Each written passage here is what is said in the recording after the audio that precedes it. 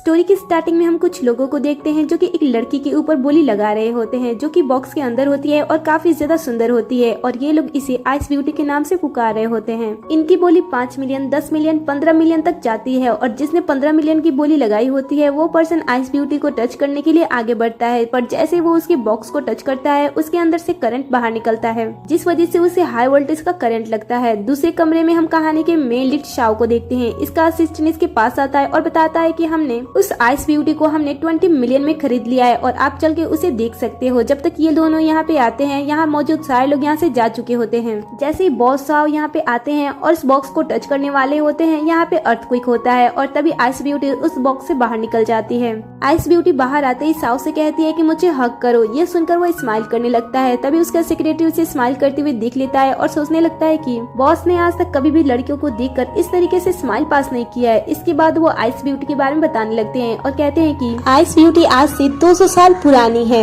इधर साओ जब ice beauty को गले नहीं लगाता है तो वो कूद के उसके ऊपर ही चढ़ जाती है। आगे शाओ उसे घर पे लाता है और उसे कहता है कि तुम्हें पता भी है कि मैंने तुम्हें कितने में खरीदा है, बताओ तुम वो सारे पैसे मुझे किस तरीके से लौटाओगी। ये सुनकर वो कहती है कि क्या तुम मुझे जान से मारना चाहते हो। ये सुनकर वो नाइफ को आगे कर देता है। तब आइस ब्यूटी कहती है कि ठीक है, और इतना कहने के बाद वो अपने हाथ को आगे कर देती है और कहती है कि तुम मुझे आराम से ही काटना। ये सुनकर वो आगे बढ़ता है और जैसे वो आगे बढ़ता है उसके चेस्ट में पेन होने लगता है और वो नीचे गिर जाता है। और फिर वो आइस ब्यूटी से कहता है कि मुझे तुम्हारा ब्लड चाहिए, जल्दी करो। ये सुनते ही आइस ब्यूटी उस चाकू को लेती है और जैसे वो अपने हाथ में कट लगाने वाली होती है, शाओ उसे रोक लेता है और तब उसे महसूस होता है कि आइस ब्यूटी तो बहुत ही ज्यादा कोल्ड है और जब उसने उसे पकड़ा था तब उसे राहत में मिलती है, इसलिए वो उसे पकड़ के वहीं पे सो ही जाता है। नेक्स्ट मॉर्निंग हम आइस ब्यूटी को खाना खाते हुए देखते हैं जहाँ पे उसे चॉपस्टिक यूज करना नहीं आ रहा था और पास में साओ बैठा हुआ था, वो उसे देख रहा होता है और तभी उसका असिस्टेंट उसके पास आता है और आइस ब्यूटी के बारे में उसे बताने लगता है और कहता है कि इसे लैब से चुराया गया है ताकि वो लोग इसे महंगे दामों में बेच सके। इसकी ब्यूटी और इसका पावर देखते हुए ब्लैक मार्केट में इसकी बहुत ही ज्यादा बोली लग रही थी और कोई भी इसे खरीदने के लिए राजी था और तभी सही समय पे आपने आइस ब्यूटी को 20 मिलियन में खरीद लिया। इधर आइस ब्यूटी खाने की बहुत ही ज्यादा कोशिश कर रही होती है लेकिन उससे खाना नहीं खाया जा रहा था और ये सारी चीजें साओ बैठकर देख रहा होता है। आइस ब्यूटी जब थक जाती है तब वो साओ की तरफ दोनों चॉपस्टिक करती है और खाना खिलाने को कहती है। ये सुनकर वो उसे अपने पास बैठा लेता है और कहता है कि मुझे भूख लगी है। आइस ब्यूटी फिर से कोशिश करती है चॉपस्टिक से खाना खिलाने का लेकिन फिर भी वो खाना नहीं खिला पाती है, इसलिए वो उसे सॉरी बोलने लगती है। फिर साओ से पूछता है कि तुम्हारा नाम क्या है। ये सुनकर वो कुछ नहीं कह पाती है। तब साओ को रियलाइज होता है कि इसका कोई नाम नहीं है, इसलिए वो अपनी तरफ से उसे एक नाम देता है और कहता है कि आज से तुम्हारा नाम जूवन होगा। ये सुनकर वो भी स्माइल करती है और उसे गले से लगा लेती है। तभी इसका सेक्रेटरी इसके पास आता है और उसे बताता है कि सेकंड मास्टर आपको फॉलो कर रहा है। ये सुनते ही वो अपना कोट आइस ब्यूटी को पहनाता है और फिर वो उसे अपने बाहों में लेकर गाड़ी में बैठा देता है। यहाँ पे उसका सेक्रेटरी उसे पूछता है कि बॉस, अगर आप आइस ब्यूटी के ब्लड से ठीक हो रहे हो तो आप उसके ब्लड का यूज क्यों नहीं कर रहे हो। ये सुनकर साओ आइस ब्यूटी की तरफ देखकर स्माइल करने लगता है जो कि सेक्रेटरी भी देख लेता है और फिर वो अपने मन में कहता है कि बॉस तो अभी अभी आइस ब्यूटी से मिले हैं पर फिर भी वो इसके लिए कितना ज्यादा चेंज हो रहे हैं। आगे साओ आइस ब्यूटी को एक कमरे में ले जाकर छोड़ देता है और कहता है कि मुझे कुछ काम है, मुझे जाना होगा। जब वो जा रहा होता है तब आइस ब्यूटी उसे उसका कोट लौटा देती है। उसके जाने के बाद आइस ब्यूटी शांत हो जाती है और तभी उसे महसूस हो जाता है कि कोई 2 पर्सन उसे पकड़ने के लिए आ रहे हैं। जब वो दरवाजे तक पहुंचती है तब सामने से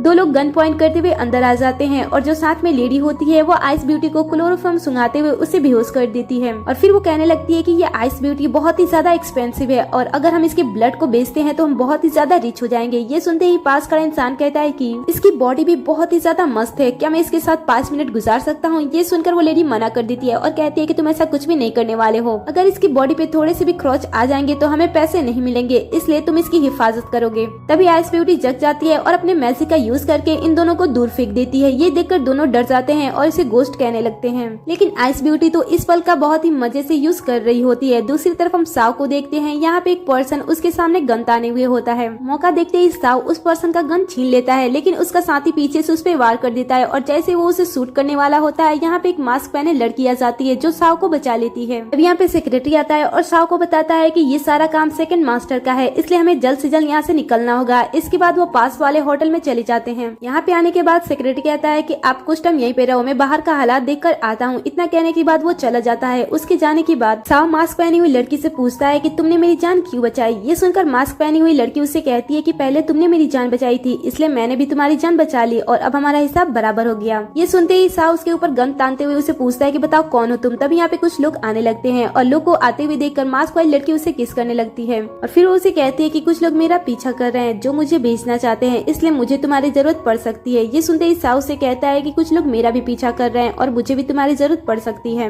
इतना कहते हुए वो भी उसे किस करने लगता है और फिर वो उसे बेड पे लेटा देता है और तभी उसके गर्दन पे बने मोल को देख लेता है और फिर वो उसे कहता है कि क्या तुम वही हो। तभी यहाँ पे सेक्रेटरी भी आ जाता है और इन दोनों की ऐसी पोजीशन देखकर वो वहाँ से तुरंत जाने वाला होता है। तभी साउ उसे रुक लेता है और मास्क वाली लड़की उसे टच करते हुए उसे कहती है कि हम फिर मिलेंगे और इतना कहते हुए वो उसे फ्लाइंग किस देते हुए वहाँ से चली जाती है। उसे जाते हुए देख साउ भी अपने मन में कहता है कि मुझे भी तुमसे मिलने का इंतजार रहेगा। आगे जब साउ वापस आता है तब वो आइस ब्यूटी को सोफे पे सोता हुआ देखता है। वो उसके पास जाता है तब आइस ब्यूटी भी जग जाती है। वो उसे उठाता है और फिर बेड पे बैठा देता है। तभी बाहर से कुछ लोगों की बहुत ही तेज तेज आवाज आने लगती है। आवाज सुनकर साउ जैसे ही बाहर जाता है वो देखता है कि उसके सेक्रेटरी ने उन सभी लोगों को पकड़ लिया है जो उस पे हमला किए थे। उन सभी को अपने सामने देखकर वो अपने असिस्टेंट से पूछता है कि बताओ मैं इन लोगों के साथ क्या करूं। तब उसका असिस्टेंट से कहता है कि कोई नहीं, हम इसे अपने लैब में यूज कर लेंगे, वैसे भी हमारे लैब में बहुत ही कम लोग हैं। साउ कहता है कि ठीक है और उसके बाद वो अपने असिस्टेंट के साथ जाने लगता है और पास खड़ी आइस ब्यूटी सारी चीजें बहुत ही आराम से देखकर स्माइल कर रही होती है और तभी कुछ लोगों की जोर से चीखें सुनाई देती है। ये सुनकर साउ वापस चला जाता है। तब वो देखता है कि सारे के सारे पर्सन मर चुके हैं और सिर्फ एक ही पर्सन बचा है और वो भी जख्मी हालत में है। साउ उस पर्सन के पास जाता है तो वो पर्सन बहुत ही ज्यादा डरा होता है। वो साउ को पकड़ के उसे रिक्वेस्ट करने लगता है और कहता है कि मुझे माफ कर देना, मैंने तुम्हारे साथ जो कुछ भी किया था। और इसके बाद वो उस पर्सन का नाम ले लेता है जिन लोगों ने इसे मारने के लिए कहा था और नाम लेते ही वो वहीं पे मर जाता है। आगे जब साउ वापस आता है तब वो आइस ब्यूटी को गेट पे ही देख लेता है और ये देखकर वो उसे पूछता है कि तुम यहाँ पे क्या कर रही थी। आइस ब्यूटी से कहती है कि मैं तो तुम्हारा बस इंतजार कर रही थी। ये सुनते ही वो धीरे धीरे उसके क्लोज जाने लगता है और फिर वो उसके बालों को ठीक कर रहा होता है जहाँ पे वो उसके गले पे वही सेम तिल देख लेता है और तिल देखकर वो स्माइल करने लगता है और फिर वो अपने मन में कहता है कि ये तुम ही थी। तभी उसके पास किसी का कॉल आता है और उसे पता चलता है कि उसके ग्रैंडफादर की हालत इस समय बहुत ही ज्यादा खराब है। ये सुनते ही वो फटाक से अपने ग्रैंडफादर के पास जाता है जहाँ पे उसके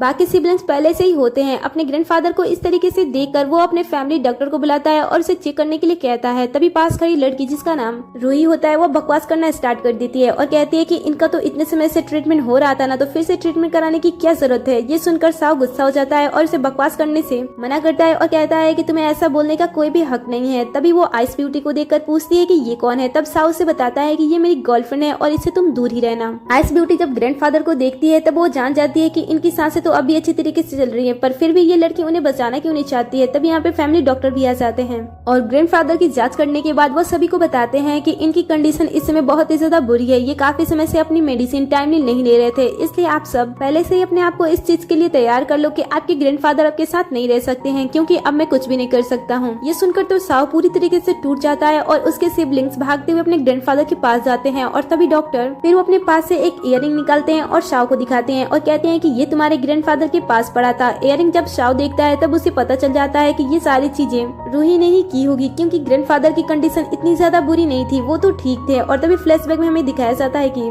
साउ अपने ग्रैंडफादर के साथ बहुत ही ज्यादा खुश है। ये सारी चीजें याद करते हुए साउ इमोशनल होने लगता है। तब आइस ब्यूटी से कहती है कि चिंता करने की कोई जरूरत नहीं है, सारी चीजें बहुत ही जल्द ठीक हो जाएंगी। आगे साउ आइस ब्यूटी को कमरे में ले जाकर छोड़ देता है और कहता है कि मुझे कुछ काम है इसलिए मुझे जाना होगा। उसके जाने के बाद आइस ब्यूटी को रियलाइज होता है कि ग्रैंडफादर की कंडीशन कुछ ठीक नहीं है, इसलिए वो उनके कमरे में जाती है और जब वो उनके हाथ को पकड़ती है तब उसे रियलाइज होता है कि वो उन्हें बचा सकती है। फिर वो अपने मैजिक का यूज करती है और उन्हें ठीक कर देती है। बट तभी यहाँ पे डॉक्टर आ जाते हैं और वो जब चेक करते हैं तब वो देखते हैं कि ग्रैंडफादर तो पूरी तरीके से ठीक हो चुके हैं। ये देखकर वो आइस ब्यूटी को इसके बारे में पूछने लगते हैं, लेकिन आइस ब्यूटी कुछ नहीं कह पाती है और वो बेहोश हो जाती है। अगले सीन में हम देखते हैं कि आइस ब्यूटी बहुत सारा चिप्स खा रही होती है और डॉक्टर साउ को बता रहे होते हैं कि अब आपके ग्रैंडफादर पूरी तरीके से ठीक हो चुके हैं, इसलिए अब जाकर आप उनसे मिल सकते हो। जैसे वो जाने वाला होता है आइस ब्यूटी बड़े ही प्यार से उसे चिप्स खिलाने लगती है। फिर साउ वहाँ से चला जाता है। उसके जाने के बाद डॉक्टर आइस ब्यूटी से कहता है कि क्या ये सारी चीजें आपने की थी, आपने ये चमत्कार कैसे किया था, प्लीज आप मुझे इसके बारे में बताओ। ये सुनते ही वो उसका हाथ पकड़ लेती है और कहने लगती है कि तुम्हारे पूरे सीचो थे ना। ये सुनकर डॉक्टर कहता है कि हाँ, लेकिन आपको इसके बारे में कैसे पता। तब आइस ब्यूटी कहती है कि क्योंकि मैं उन्हें पढ़ा चुकी हूँ, वो मेरे सीट से हुआ करते थे। अगले सीन में हम साउ को देखते हैं। वो डॉक्टर से कह रहा होता है कि आज से मैं अपने ग्रैंडफादर की सारी जिम्मेदारी आपको दे रहा हूँ। ये सुनते ही रूही कहती है कि क्या ये सारी चीजें डॉक्टर को देना जल्दीबाजी नहीं होगा, इस तरीके से सारी रिस्पॉन्सिबिलिटी तुम डॉक्टर को दे रहे हो, ये सही नहीं है। ये सुनकर साउ उसकी तरफ गुस्से से देखता है और कहता है कि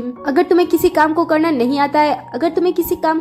आता है तो अच्छा होगा कि तुम उस वक्त अपने मुंह को बंद रखा करो। आगे हम रुई को देखते हैं जो कि अपने मेट से बात कर रही होती है और उसके हाथ में वो इयररिंग भी होता है और वो अपने मेट से कह रही होती है कि जब साओ को मेरे बारे में सारी चीजें पता हो गई हैं कि ये सारी चीजें मैंने ही की थी तो वो मेरे बारे में आकर मुझसे बात क्यों नहीं कर रहा है, आखिर वो कुछ कर क्यों नहीं रहा है। ये सुनकर मेट कहती है कि ऐसा लग रहा है कि वो इस बार कुछ नहीं कर रहे हैं तो आगे भी वो कुछ नहीं करेंगे। रुई कहती है कि पता नहीं आगे क्या होगा, इसलिए तुम सारे के सारे एविडेंस बहुत ही जल्द खत्म कर दो, सीसीटीवी कैमरा या फिर जो कुछ भी है वो सारी चीजों को खत्म कर दो। और तभी अचानक से लाइट चली जाती है। लाइट के चले जाने के बाद यहाँ पे कोई आता है जो इन्हें बहुत ही बुरी तरीके से डराता है और ये लोग बहुत ही बुरी तरीके से डर भी जाते हैं। अब नेक्स्ट मॉर्निंग रुई आइस ब्यूटी के पास आती है और कहती है कि कल रात जो हमें डरा रहा था वो तुम ही थे ना, उस पर तुक्का लगाकर मेरे ग्रैंडफादर को बचा लिया, तो क्या तुम अपने आप को महारानी समझती हो? वैसे मैंने तुम्हारे बारे में इन्फॉर्मेशन निकाला, तुम तो कोई मेडिकल स्टूडेंट नहीं हो। ये सुनकर अब आइस ब्यूटी उससे मजे लेने लगती है और कहती है कि तुम तो मेडिकल के स्टूडेंट हो लेकिन तुमने अपने ग्रैंडफादर को तो नहीं बचाया, उल्टा तुम तो उन्हें मारने की कोशिश कर रही थी। क्या ये सारी चीजें डॉक्टर पे सूट करती है? रुई सुनकर कहती है कि देखो ये सारी बातें तुमने मुझे तो कह दी लेकिन किसी के सामने मत कह देना, नहीं तो वो लोग तुम्हें पागल ही समझेंगे। इतना कहने के बाद वो चली जाती है और किसी के पास कॉल करती है और आइस ब्यूटी के बारे में सारी इन्फॉर्मेशन बाहर निकालने के लिए कहती है। आगे हम शाओ को देखते हैं जो कि उस पर्सन को पकड़ लेता है जिसने उसे मारने की कोशिश की थी। वो इस पर्सन को पकड़ने के लिए एक लड़की की हेल्प लेता है और वो लड़की उसके साथ होती है। तभी शाओ उसके पास पहुंच जाता है और फिर वो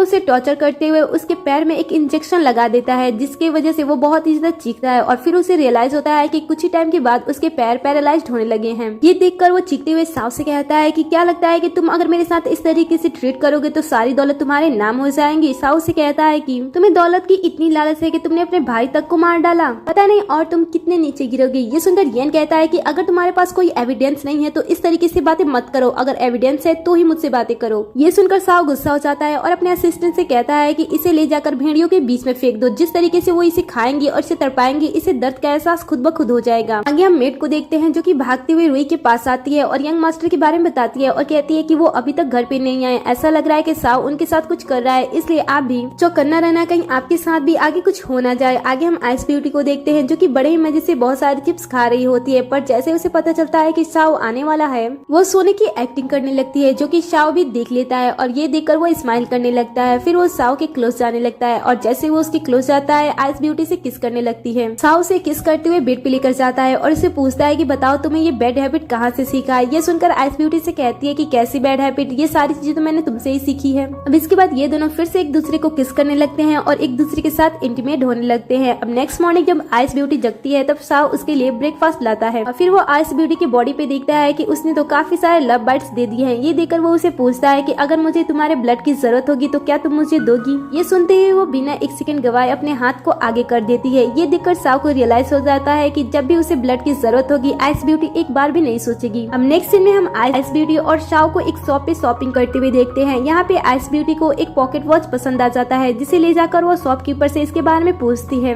तो शॉपकीपर उसे बताता है कि ये वॉच बहुत ही साल पुरानी है, ये 200 साल पुरानी है और हमारे शॉप की सबसे एक्सपेंसिव चीज है। फिर आइस ब्यूटी उस वॉच को शाओ के सामने लेकर जाती है और एक बच्चे की तरह जिद करने लगती है और कहती है कि मुझे ये वॉच चाहिए। ये देखकर शाओ उस वॉच को उसके लिए खरीद देता है। फिर जब वो वापस आ रहे होते हैं तब आइस ब्यूटी उसी वॉच को देखी जा रही होती है और फिर वो शाओ को इस वॉच को दिखाते हुए से पूछती है कि क्या तुम्हें इस वॉच के बारे में कुछ याद है। शाओ उस वॉच को देखता है और कहता है कि नहीं, मुझे इसके बारे में कुछ भी याद नहीं है। फिर आइस ब्यूटी उसे देखकर अपने मन में कहती है कि इस वॉच के साथ हमारी इतनी सारी यादें हैं, तुम्हें कुछ भी याद नहीं है। अब आगे भी आइस ब्यूटी उस वॉच को लेकर ऐसे ही शांत बैठी होती है और ये देखकर शाओ उसे खुश करने के लिए उसके पास एक कैंडी लेकर जाता है और उसे देता है। तभी हमें 200 साल पुराना पास्ट का सीन दिखाया जाता है जहाँ पे आइस ब्यूटी ऐसे ही शांत बैठी होती है। तभी यहाँ पे शाओ आता है और वो उसे खुश करने के लिए कैंडी देता है। इससे तो हमें पता चल जाता है कि ये दोनों पास्ट में भी एक दूसरे को जानते हैं। प्रेजेंट में शाओ जब उसे कैंडी देता है तब आइस ब्यूटी उस कैंडी को ले लेती है। अभी शाओ को कुछ काम होता है इसलिए वो वहाँ से चला जाता है और फिर तभी आइस ब्यूटी किसी को जाते हुए देखती है। वो उसका पीछा करने के लिए उसके पीछे लग जाती है लेकिन वो पर्सन बहुत ही फास्ट चल रहा होता है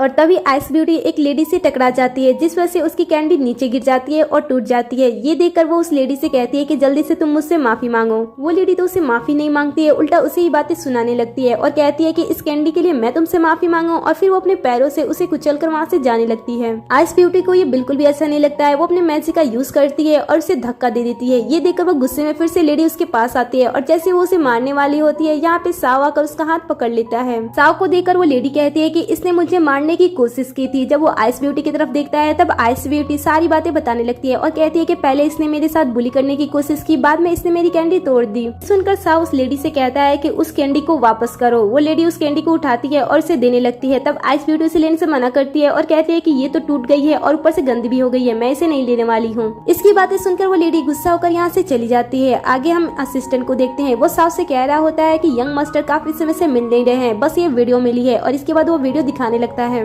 तभी आइस ब्यूटी को रियलाइज होता है कि यहाँ पे कोई और भी है जो मैजिक का यूज कर रहा है। अब नेक्स्ट सीन में हम देखते हैं कि जैसे ही साव यंग मास्टर की लोकेशन को क्रैक करने वाला होता है, उसके लैपटॉप को कोई हैक कर लेता है। ये देखकर वो बहुत ही ज्यादा गुस्सा हो जाता है और अपने असिस्टेंट से कहता है कि आखिर तुम्हारे लैपटॉप को हैक करने की हिम्मत किसमें है। उसका असिस्टेंट उससे बताता है कि ये सारी चीजें साव ही कर सकता है और उसे सिर्फ और सिर्फ पैसों से ही मतलब रहता है, इसलिए वो ये काम कर सकता है। आगे हम रूही को देखते हैं जो कि इस फोन पे बात कर रही होती है और कहते हैं कि हम सारी प्रॉपर्टी साव को लेने नहीं दे सकते हैं, हम जल्द से जल्द कोई प्लान बनाएंगे और साव के अंदर जो पॉइजन है उसे एक्टिवेट कर देंगे। इस तरीके से उसका काम आसानी से हो जाएगा। ये बातें कर रही होती है तब यहाँ पे मेड आती है। आइस ब्यूटी की वो वीडियो दिखा देती है जिसमें आइस ब्यूटी की बोली लग रही होती है। रूही उस वीडियो को देखकर बहुत ही स्माइल करती है। आगे हम ग्रैंडफादर को देखते हैं जो कि आइस ब्यूटी को अपने पास बुलाकर उसे थैंक्स बोल रहे होते हैं क्योंकि उसने उनकी जान बचाई थी, और फिर वो उसे पूछते हैं कि तुम मेरे पोते से कब शादी करोगी। तब यहाँ पे साव आ जाता है और कहता है कि ये शादी के लिए बहुत ही ज्यादा छोटी है, और फिर वो उसे अपने साथ लेकर चला जाता है। जब वो अपने कमरे में उसे लेकर जाता है तब वो आइस ब्यूटी से कहता है कि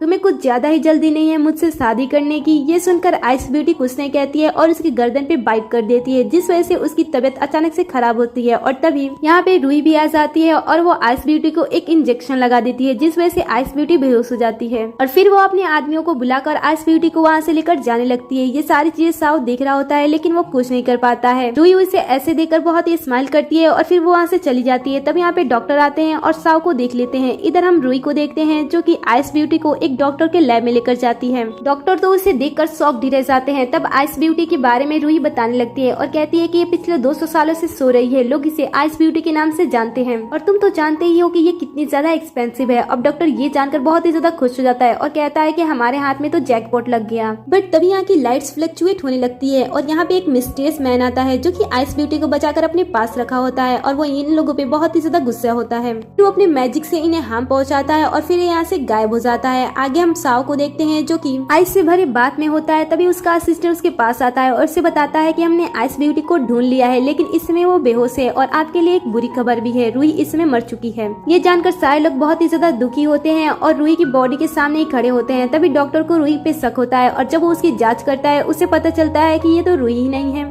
किसी ने उसी के जैसे फेस इसके ऊपर चढ़ा दिया है, ये असल में रूही नहीं है। तभी साव को रियलाइज होता है कि अब तक रूही मरी नहीं है, अभी भी वो जिंदा है। आगे हम शाव को देखते हैं जो कि आइस ब्यूटी के लिए खाना लेकर आता है और उसे अपने हाथों से खिलाने लगता है। तब आइस ब्यूटी भी उसे खाना खिलाने लगती है और साथ ही ये दोनों रोमांस भी करने लगते हैं। बट तभी साव का सेक्रेटरी उसके पास कॉल करता है। ये देखकर वो गुस्सा हो जाता है और कहता है कि अगर कोई इम्पोर्टेंट बात नहीं हुआ तो मैं तुम्हें भेड़ियों के सामने भेज दूंगा। ये सुनकर सेक्रेटरी कहता है कि शायद लैब का एक्सपेरिमेंट सक्सेसफुल हो चुका है। ये सुनकर साव उस एक्सपेरिमेंट वाले जगह पे चला जाता है जहाँ पे रिसर्चर उसे मेडिसिन देते हैं और कहते हैं कि ये मेडिसिन आपके फायर पॉइजन को पूरी तरीके से खत्म कर सकता है। ये सुनकर वो उस मेडिसिन को लेता है और जैसे उसे स्मेल करता है उसे कुछ अजीब सी स्मेल आती है। फिर वो रिसर्चर से कहता है कि ये तो बहुत ही अच्छी बात है, और इसके बाद वो उन्हें थैंक्स कहने के बाद बाहर चला जाता है। बाहर आने के बाद वो अपने सेक्रेटरी से कहता है कि इस रिसर्च सेंटर को जला दो। तभी अंदर से फायरिंग स्टार्ट हो जाती है। ये देखकर साव अपने साथी के साथ भी फायर करना स्टार्ट कर देता है और कुछ टाइम के अंदर वो अंदर भी चला जाता है और डॉक्टर को शूट कर देता है, और तभी उसके फायर पॉइजन भी एक्टिवेट हो जाते हैं, जिस वजह से इसकी कंडीशन भी खराब होने लगती है।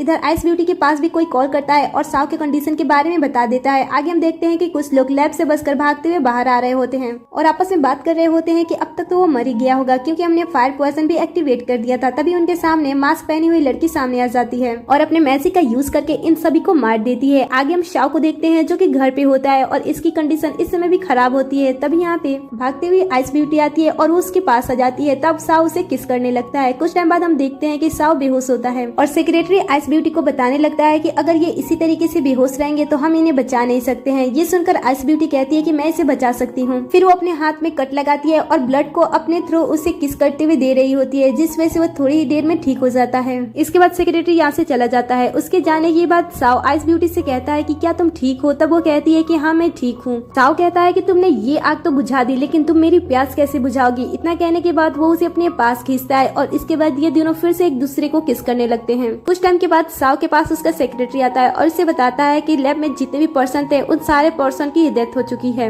जब हमने वहाँ पे जांच किया था तो हमें वहाँ पे कुछ नहीं मिला था सिवाय इसके। इतना कहने के बाद वो उस मास्क को आगे कर देता है। जब साओ उसे देखता है तब वो सोचता है कि क्या वो लड़की तुम ही हो। आगे ये दोनों बात करते हैं जहाँ पे आइस ब्यूटी साओ के पॉइजन के बारे में उससे बात कर रही होती है और कहती है कि ये पॉइजन तुम्हारे अंदर कैसे गया। तब साओ उसे बताता है कि जब मैं 8 साल का था तब अपने पेरेंट के साथ मैं घूमने के लिए गया था और वहीं पे कुछ लोगों ने हमें किडनैप कर लिया था और वहीं पे मेरे पेरेंट्स की डेथ भी हो चुकी थी। उनके डेथ के बाद उन्होंने मुझ पे रिसर्च करना स्टार्ट कर दिया था, जिस दौरान मेरे बॉडी के अंदर काफी सारे पॉइजन चले गए थे और साथ ही मुझे बहुत ही बुरी तरीके से ट्रीट भी किया जा रहा था, जिस वजह से मैं गुस्सा होकर डॉक्टर की आंख को ही फोड़ दिया था। कुछ टाइम के बाद मेरे ग्रैंडफादर ने मुझे वहाँ से रेस्क्यू करा लिया और उसके बाद उन्होंने मुझे ठीक करने के लिए खुद की ही कंपनी में एक रिसर्च सेंटर शुरू किया ताकि मेरा ये पॉइजन बाहर निकल जाए, जिस वजह से कभी कभी कुछ ऐसे मेडिसिन बन जाते हैं जिस वजह से मैं अपने पॉइजन को दबा कर रखता हूँ, लेकिन ये खत्म नहीं होता है। ये सुनकर आइस ब्यूटी से कहती है कि तो क्या मैं इकलौती ऐसी चीज हूँ जिस वजह से तुम्हारे पॉइजन को ठीक किया जाता है, लेकिन तुम तो मेरे साथ इस तरीके से ट्रीट करते हो कि मैं तुम्हारे लिए ज्यादा इंपॉर्टेंट ही नहीं हूँ। ये सुनकर वो स्माइल करने लगता है। तब वो उसके हाथ पे बाइट कर देती है। ये देखकर वो उसके क्लोज जैसे ही जाने वाला होता है उसके सेक्रेटरी उसके पास आ जाता है। ये देखकर वो गुस्सा हो जाता है और कहता है कि इसकी टाइमिंग भी कितनी खराब है, जब देखो ऐसे ही टाइम पे चला जाता है। इतना कहने के बाद वो आगे आता है और कहता है कि क्या है। तब उसका सेक्रेटरी उसे कहता है कि जिसने आप पे अटैक करने की कोशिश की थी हमने उसे ढूंढ लिया है। ये सुनकर वो कहता है कि ठीक है और फिर वो चला जाता है। इसका ये बिहेवियर देखकर सेक्रेटरी तो सोच में पड़ जाता है कि मैंने इसके लिए इतना सब किया लेकिन फिर भी ये खुश नहीं है। आगे साओ एक एक करके उन सभी को मार देता है, साथ ही वो रुई के सर्वेंट को भी मार देता है और फिर वो रुई से कहता है कि इसी तरह मैं तुम्हें भी मार सकता हूँ, लेकिन तुम हमारी फैमिली के एक मेंबर हो इसलिए मैं तुम्हें आखिरी मौका दे रहा हूँ और अगर तुमने गलती की तो मैं तुम्हें मारने से एक बार भी नहीं सोचूंगा।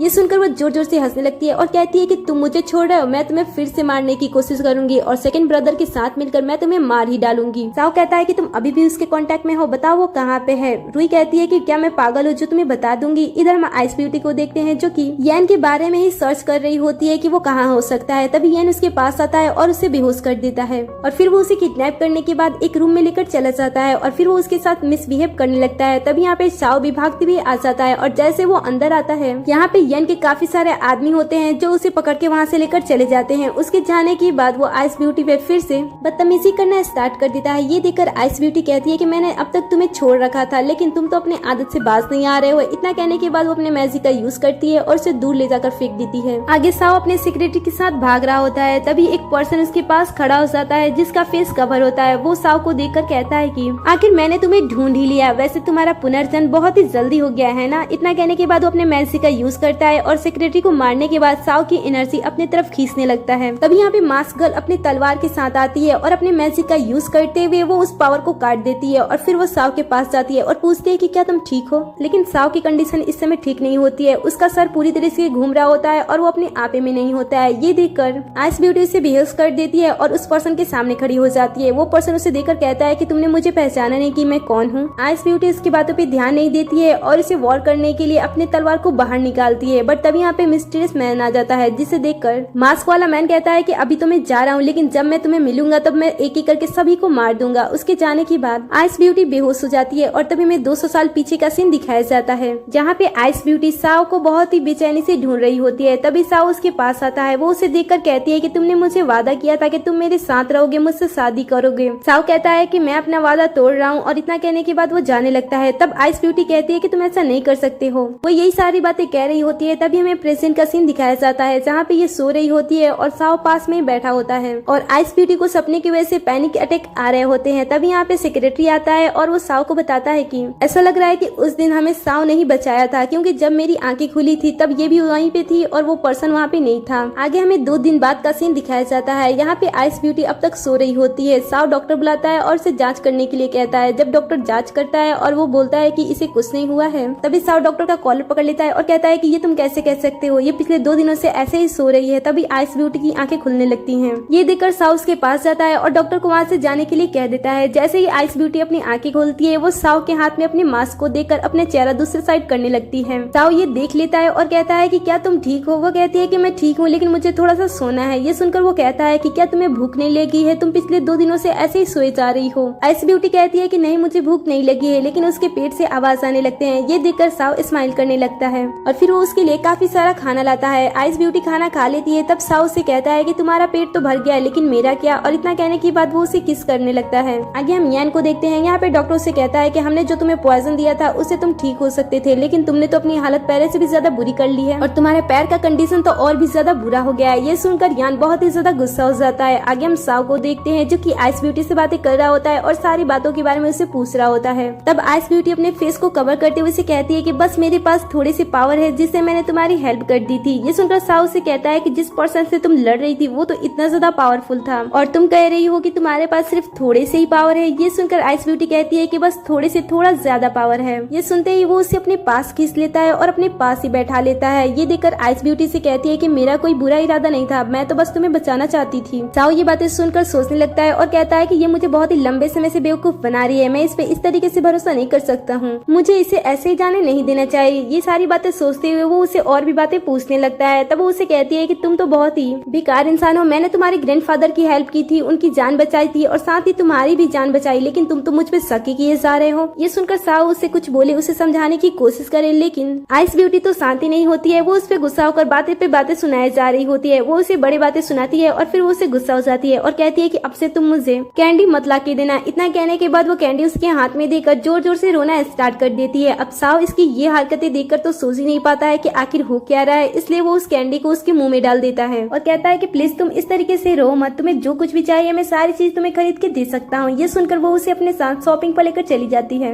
यहाँ पे आने के बाद वो काफी सारी चीजें खरीदती है और सारी चीजें साव के हाथों में पकड़ाई जा रही होती है और फिर वो उसे किस करती है। ये देखकर वो अपनी चीजों को नीचे गिरा देता है और फिर वो उसे अपने क्लोथ खींचता है। तब यहाँ पे वो लेडी भी आ जाती है जो उस दिन आइस ब्यूटी को परेशान कर रही थी। वो साव को देखती है कि वो बहुत ही ज्यादा अमीर है, इसलिए वो साव से चिपक जाती है और उसके साथ रोमांटिक होने की कोशिश कर रही होती है। ये देखकर साव उसे अपने से दूर कर देता है और कहता है कि ये पब्लिक एरिया है, तुम यहाँ पे इस तरीके की हरकत नहीं कर सकती हो। ये सुनकर वो थोड़ी सी दूर हो जाती है। ये सारी चीजें आइस ब्यूटी भी देख रही होती है। वो उसे देखकर अपनी कैंडी नीचे गिरा देती है और कहती है कि क्या तुम मेरी कैंडी मुझे लाकर दे सकती हो। अब वो लेडी साव के सामने अच्छी बन रही थी, इसलिए वो अच्छे बनने के चक्कर में उस कैंडी को ना चाहते हुए भी नीचे से उठाती है और आइस ब्यूटी को देने जा रही होती है, लेकिन आइस ब्यूटी उसे लेने से मना करती है और कहती है कि ये तो गंदी हो गई है। फिर वो साव के पॉकेट से एक और कैंडी निकालती है और उसे खाने लगती है, जिसे देखकर वो लेडी गुस्सा होकर यहाँ से चली जाती है। उसके जाने के बाद साव उसकी ये हरकत देखकर बहुत ही स्माइल करने लगता है और कहता है कि तुम तो बहुत ही ज्यादा बदमाश लड़की हो। तभी आइस ब्यूटी उसके फिर से क्लोज जाने लगती है और तभी यहाँ पे वो मिस्टीरियस मैन भी आ जाता है जो कि आइस ब्यूटी से पूछता है कि क्या तुम ठीक हो। ऐसा कहते हुए वो अपने हाथों को उसकी तरफ लेकर जा रहा होता है, जो कि साव को बिल्कुल भी अच्छा नहीं लगता है और वो उसके हाथों को झटक देता है और पूछता है कि कौन हो तुम। मिस्टीरियस मैन कहता है कि तुम तो बहुत ही अजीब इंसान हो, मैंने तुम्हारी जान बचाई और तुम मेरे साथ इस तरीके की बिहेव कर रहे हो। ये सुनकर साव कहता है कि तुम्हें कोई भी जरूरत नहीं थी मेरी जान बचाने की। ये सुनकर इन दोनों के बीच में बातें शुरू होने लगती है, जिसे देखकर आइस ब्यूटी बीच में आती है और कहती है कि तुम्हें यहाँ से जाना चाहिए, मैं तुमसे बाद में मिल लूंगी। ये सुनकर वो कहता है कि जब भी मैं तुम्हारे पास आता हूँ तुम इसके पास क्यों चली जाती हो, क्या तुम मुझसे दूर जाने की कोशिश कर रही हो। अब इतना कहने के बाद वो पर्सन वहाँ से चला जाता है। उसके जाने के बाद साव आइस ब्यूटी के क्लोज आता है और पूछता है कि आखिर वो पर्सन कौन था, क्या तुम उससे लंबे समय से जानती हो, आखिर वो कौन है, मुझे उसके बारे में सारी बातें जाननी है। ये सुनकर साव अपनी नजरें चुराती है और कहती है कि वो कोई नहीं, बस मेरा पुराना दोस्त है। और इतना कहने के बाद जैसे वो जाती है साव उसे रोक लेता है और कहता है कि मुझे मेरा जवाब नहीं मिला। आइस ब्यूटी कहती है कि मैं उससे 200 साल पहले मिली थी, तुम्हारे पुनर्जन्म के पहले, इसलिए मैं उसे जानती हूँ और जैसे ही तुम्हारा पुनर्जन्म हुआ मैं तुम्हारे पास आ गई और तुम्हें फॉलो करने लगी। अब ये सुनकर तो इसे विश्वास ही नहीं हो रहा था। वो कहती है कि तुम्हें ज्यादा सोचने की जरूरत नहीं है, बस मैं तुमसे प्यार करती हूँ और यही काफी है। आगे हम रूही को देखते हैं जो कि ग्रैंडफादर को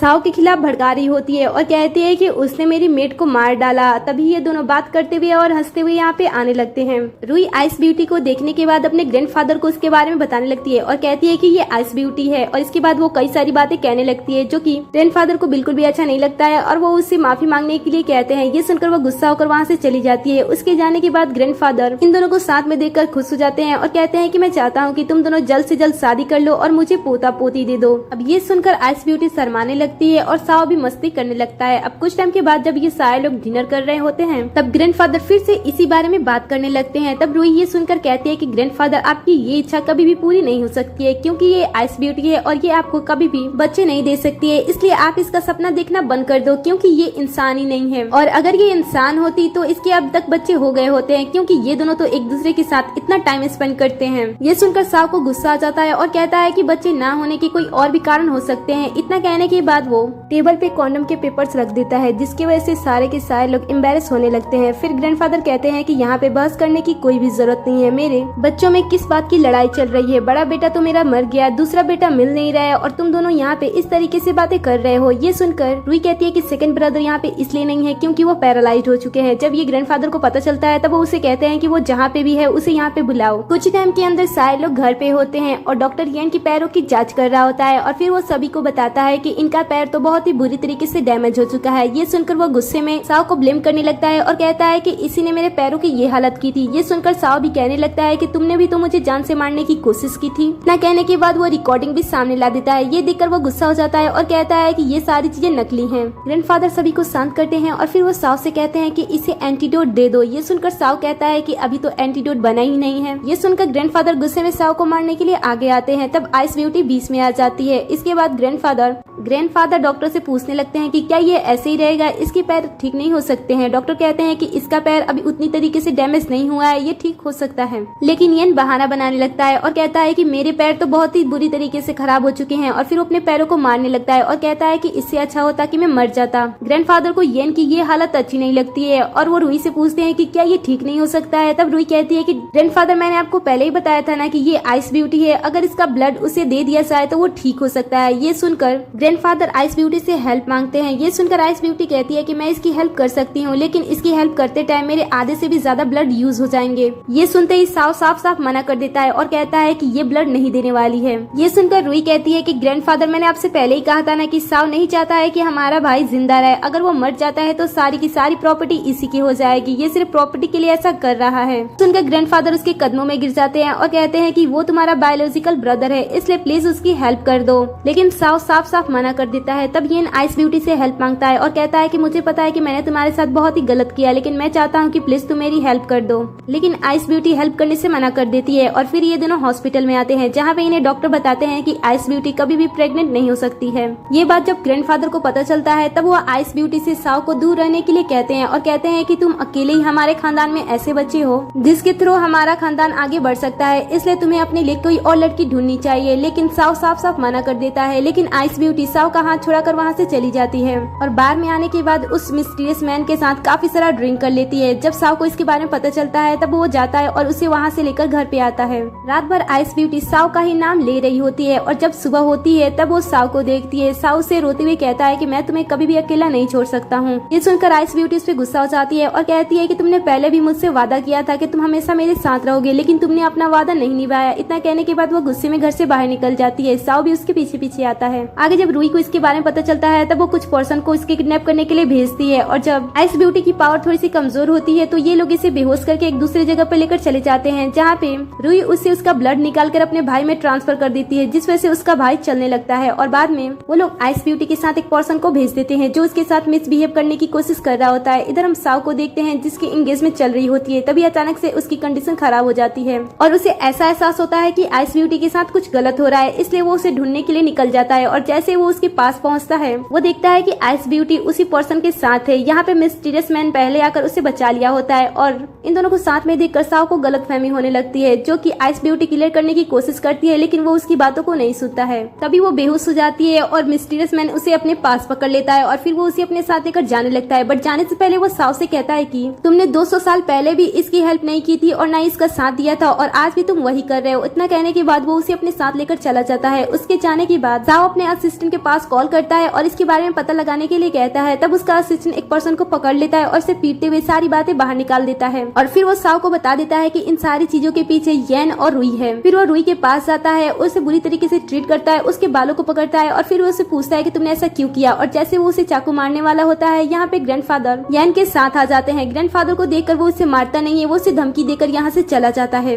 हम उस पर्सन को भी देखते हैं जो कि मिसबिहेव करने की कोशिश कर रहा था। वो इसमें हॉस्पिटल में होता है और उसके ग्रैंडफादर उसे पूछ रहे होते हैं कि तुम्हारी ये हालत कैसे हो गई। तब वो बताता है कि मैं आइस ब्यूटी के साथ ऐसी हरकतें कर रहा था। ये सुनकर उसके ग्रैंडफादर उसे ही पीटने लगते हैं। कहते हैं कि तुम्हें पता भी है कि वो कितनी ज्यादा खतरनाक है, आज से पहले भी किसी ने उसके साथ मिसबिहेव करने की कोशिश की थी और फिर उसके साथ क्या हुआ। तब यहाँ पे मास्क मैन भी आ जाता है और इन दोनों को साथ में काम करने के लिए कहता है और ये लोग मान भी जाते हैं। आगे हम आइस ब्यूटी को देखते हैं। जैसे उसे होश आता है वो साओ के पास जाने की कोशिश करती है, लेकिन वो ऐसा कर नहीं पाती है क्योंकि उसके चारों तरफ एक अदृश्य मैजिक होती है जो कि उस घेरे से उसे बाहर जाने से रोक रही होती है। ये देखकर वो मिस्टीरियस मैन से इसके बारे में पूछती है। तब वो उसे कहता है कि मैंने ये तुम्हारी सेफ्टी के लिए किया है क्योंकि इसमें तुम बहुत ही ज्यादा वीक हो, इसलिए तुम्हें सबसे पहले अपनी बॉडी को रेस्ट देनी चाहिए। ये सुनकर वो वहीं पे बैठ जाती है और बाद में उस पॉकेट वॉच को देखने लगती है और कहती है कि जब लड़ाई हो रही थी तब उसने मुझे इसे दिया था और फिर वो लड़ाई में चला गया और उसके बाद हम दोनों कभी नहीं मिले और फिर वॉन हाई मैं तुमसे मिली। ये सुनकर वॉन हाई उसे कहता है कि तुम जिससे 200 साल पहले प्यार करती थी वो साव कब का मर चुका है और इससे जिससे तुम अब मिली हो ये वो नहीं है जिससे तुम प्यार किया करती थी। अब आगे हम शाव को देखते हैं जो कि उस पर्सन को मारने के लिए आया था जो कि आइस ब्यूटी के साथ बदतमीजी कर रहा था। तभी यहाँ पे ग्रैंडफादर आ जाते हैं और कहते हैं कि पहले तो तुमने मेरी ग्रैंड डॉटर से शादी करने से मना कर दिया और अब मेरे ग्रैंडसन के साथ ये क्या कर रहे हो। तभी साव के फोन पे मिस्टीरियस मैन और साथ में आइस ब्यूटी की फोटो आ जाती है जिसे देखकर वो पूछता है कि ये कहाँ की पिक्चर्स है और ये दोनों इस समय कहाँ पे हैं। इधर हम इन दोनों को देखते हैं, यहाँ पे ये दोनों एक दूसरे के साथ बंधे होते हैं और यहाँ पे वो मास्क मैन होता है जो कि इनकी एनर्जी अपने अंदर अब्सॉर्ब कर रहा होता है। तभी आइस ब्यूटी उसे पहचान लेती है और कहती है कि तुम तो वॉन हो ना,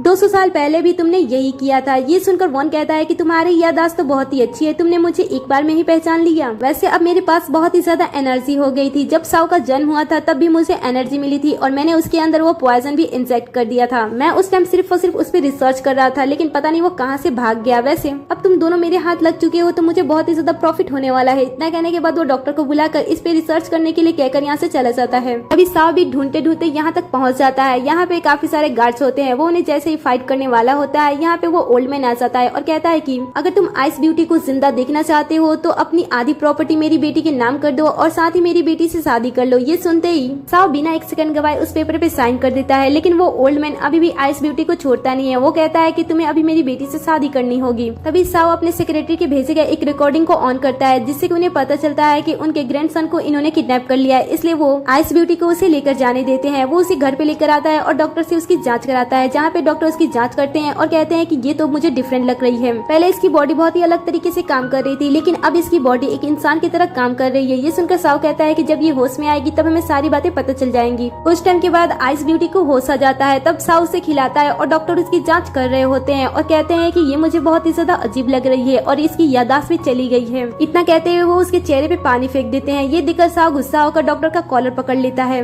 तभी उस लड़की के चेहरे से साव का फेस हट जाता है जिससे इन्हें पता चलता है कि इन्हें तो बेवकूफ बनाया गया है। और यहाँ पे वो ओल्ड पर्सन भी आ जाता है और कहता है कि अगर तुम मेरी बेटी से शादी नहीं करोगे तो मैं उस आइस ब्यूटी को जान से मार दूंगा। दूसरी तरफ हम आइस ब्यूटी को देखते हैं, यहाँ पे वो डॉक्टर जैसे उसे रिसर्च करने के लिए एक इंजेक्शन लगाता है, वो अपने मैजिक का यूज करके उसे रोक देती है। ये देखकर मिस्टीरियस मैन उसे मैजिक यूज करने से रोकता है और कहता है कि तुम्हारी हालत इसमें बहुत ही ज्यादा नाजुक है, इसलिए अगर तुम मैजिक का यूज करती हो तो तुम अपने जान से भी हाथ धो दोगी। आइस ब्यूटी उसकी बातें नहीं सुनती है और वो उस डॉक्टर को मैजिक का यूज करके मार देती है। उसके मारने के बाद आइस ब्यूटी की कंडीशन बहुत ही ज्यादा खराब हो जाती है, लेकिन फिर भी वो मिस्टीरियस मैन से यहाँ से भाग जाने के लिए कहती है, लेकिन वो अकेला भागता नहीं। वो कहता है कि मैं तुम्हें यहाँ पे अकेला छोड़ के नहीं जाने वाला हूँ। ये हम साव को देखते हैं, यहाँ पे उसके ग्रैंडफादर उसे समझा रहे होते हैं कि तुम्हें उस लड़की से शादी कर लेनी चाहिए, इस तरीके से सारी चीजें ठीक हो जाएंगी। तभी साव के पास फोन आता है और उसे पता चलता है कि आइस ब्यूटी कहाँ पे है। वो उसे ढूंढने के लिए निकल जाता है। इधर हम आइस ब्यूटी को देखते हैं जिसकी कंडीशन इसमें बहुत ही ज्यादा खराब होती है, इसलिए मिस्टीरियस मैन उसे अपने पावर से ठीक करने की कोशिश कर रहा होता है। और तभी यहाँ पे साव भी आ जाता है और जब वो इन दोनों को देखता है तो उसे मिसअंडरस्टैंडिंग हो जाती है, इसलिए वो उन दोनों को वैसे ही छोड़ के वहाँ से चला जाता है। आगे हम साव की शादी उस लड़की के साथ देखते हैं, ये अपनी शादी में होता है। तभी यहाँ पे मिस्टीरियस मैन के साथ आइस ब्यूटी आ जाती है। वो उन दोनों को साथ में देखकर गुस्सा हो जाता है और कहता है कि तुम दूसरे पर्सन के साथ कैसे हो सकती हो, मैंने तुम्हें हाईली पे करके तुम्हें खरीदा था। ये सुनकर वो उसे कहती है कि तुमने मुझे अपने आप को ठीक करने के लिए खरीदा था, लेकिन अब तुम ठीक हो चुके हो तो तुम्हें मेरी क्या जरूरत है। मिस्टीरियस मैन उसके सामने एक कार्ड फेंकता है और कहता है कि इसमें उतने सारे पैसे हैं जितने पैसे में तुमने इसे खरीदा था। और उसके बाद जैसे ये दोनों यहाँ से जाने वाले होते हैं, यहाँ पे मास्क मैन आ जाता है और कहता है कि काफी समय बाद मैंने 3 पावरफुल पर्सन को एक साथ देख रहा हूँ। ये सुनकर साव सोचने लगता है और कहता है कि पहला पर्सन तो मिस्टीरियस मैन है और दूसरा आइस ब्यूटी है, फिर तीसरा पर्सन कौन है। तभी वो पर्सन उसके पास आ जाता है और कहता है कि काफी समय बाद मैं तुमसे मिल रहा हूँ थंडर गॉड। ये सुनकर साव को क्लेरिफाई हो जाता है कि वो तीसरा किसके बारे में बात कर रहा था। तभी ये दोनों